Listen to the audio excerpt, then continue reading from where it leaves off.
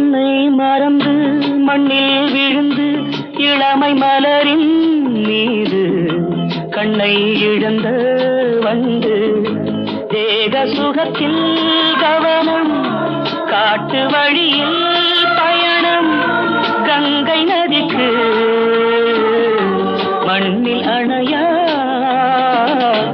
இளமையெனும் பூங்காற்று.